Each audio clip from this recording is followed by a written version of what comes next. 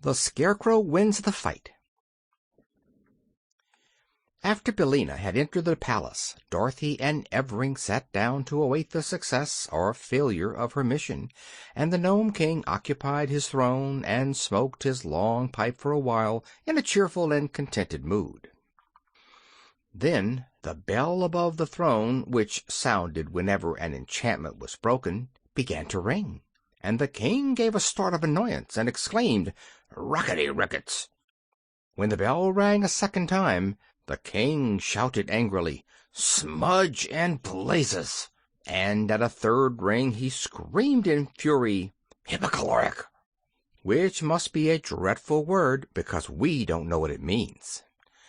After that the bell went on ringing time after time, but the king was now so violently enraged that he could not utter a word, but hopped out of his throne and all around the room in a mad frenzy, so that he reminded Dorothy of a jumping jack. The girl was, for her part, filled with joy at every peal of the bell, for it announced the fact that Billina had transformed one more ornament into a living person. Dorothy was also amazed at Billina's success, for she could not imagine how the yellow hen was able to guess correctly from all the bewildering number of articles clustered in the rooms of the palace. But after she had counted 10 and the bell continued to ring, she knew that not only the royal family of Ev, but Ozma and her followers also were being restored to their natural forms, and she was so delighted that the antics of the angry king only made her laugh merrily. Perhaps the little monarch could not be more furious than he was before, but the girl's laughter nearly drove him frantic, and he roared at her like a savage beast.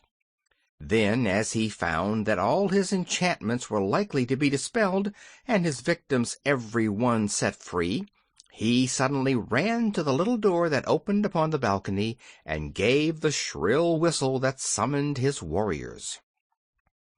At once the army filed out of the gold and silver doors in great numbers, and marched up a winding stairs and into the throne room, led by a stern-featured gnome who was their captain. When they had nearly filled the throne room, they formed ranks in the big underground cavern below, and then stood still until they were told what to do next. Dorothy had pressed back to one side of the cavern when the warriors entered, and now she stood holding little Prince Evering's hand, while the great lion crouched upon one side and the enormous tiger crouched on the other side.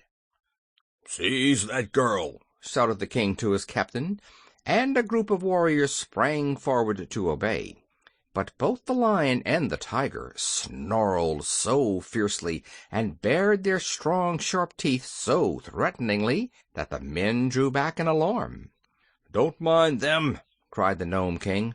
"They cannot leap beyond the places where they now stand." "But they can bite those who attempt to touch the girl," said the captain. "I'll fix that," answered the king. "I'll enchant them again so that they can't open their jaws." He stepped out of the throne to do this, but just then the Sawhorse ran up behind him and gave the fat monarch a powerful kick with both his wooden hind legs. "Oh, murder! Treason!" yelled the king, who had been hurled against several of his warriors and was considerably bruised. "Who did that?" "I did," growled the Sawhorse viciously. "You let Dorothy alone, or I'll kick you again." "We'll see about that," replied the king, and at once he waved his hand toward the Sawhorse and muttered a magical word. "Aha!" he continued. "Now let us see you move, you wooden mule." But in spite of the magic, the Sawhorse moved, and he moved so quickly toward the king that the fat little man could not get out of his way. Thump! Bang! came the wooden heels, right against his round body, and the king flew into the air and fell upon the head of his captain, who let him drop flat upon the ground. "Well, well," said the king, sitting up and looking surprised. "Why didn't my magic belt work, I wonder?" "The creature is made of wood," replied the captain. "Your magic will not work on wood, you know." "Ah, I'd forgotten that," said the king, getting up and limping to his throne. "Very well, let the girl alone. She can't escape us anyway." The warriors, who had been rather confused by these incidents, now formed their ranks again, and the Sawhorse pranced across the room to Dorothy and took a position beside the Hungry Tiger. At that moment the doors that led to the palace flew open, and the people of Ev and the people of Oz were disclosed to view. They paused, astonished at the sight of the warriors and the angry Nome King seated in their midst. "Surrender!" cried the king in a loud voice. "You are my prisoners." "Go long," answered Billina from the Scarecrow's shoulder. "You promised me that if I guessed correctly my friends and I might depart in safety, and you always keep your promises."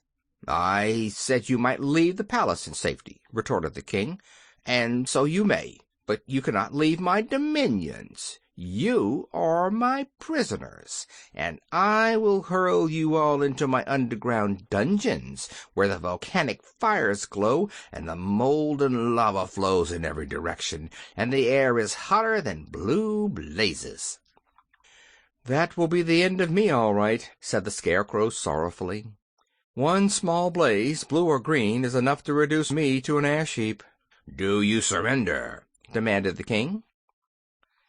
Billina whispered something in the Scarecrow's ear that made him smile and put his hands in his jacket pockets. "No," returned Ozma, boldly answering the king. Then she said to her army, "Forward, my brave soldiers, and fight for your ruler and yourselves unto death." "Pardon me, most royal Ozma," replied one of her generals, "but I find that I and my brother officers all suffer from heart disease, and the slightest excitement might kill us. If we fight, we may get excited. Would it not be well for us to avoid this grave danger?" "Soldiers should not have heart disease," said Ozma. "Private soldiers are not, I believe, afflicted that way," declared another general, twirling his mustache thoughtfully. "If your Royal Highness desires, we will order our private to attack yonder warriors." "Do so," replied Ozma. "Forward, march!" cried all the generals with one voice. "Forward, march!" yelled the colonels. "Forward, march!" shouted the majors. "Forward, march!" commanded the captains. And at that the private leveled his spear and dashed furiously upon the foe. The captain of the Nomes was so surprised by this sudden onslaught that he forgot to command his warriors to fight, so that the 10 men in the first row, who stood in front of the private's spear, fell over like so many toy soldiers. The spear could not go through their steel armor, however, so the warriors scrambled to their feet again, and by that time the private had knocked over another row of them. Then the captain brought down his battle-axe with such a strong blow that the private's spear was shattered and knocked from his grasp, and he was helpless to fight any longer. The Nome King had left his throne and pressed through his warriors to the front ranks so he could see what was going on, but as he faced Ozma and her friends, the Scarecrow, as if aroused to action by the valor of the private, drew one of Billina's eggs from his right jacket pocket and hurled it straight at the little monarch's head. It struck him squarely in his left eye, where the egg smashed and scattered, as eggs will, and covered his face and hair and beard with its sticky contents. "Help! Help!" screamed the king, clawing with his fingers at the egg in a struggle to remove it.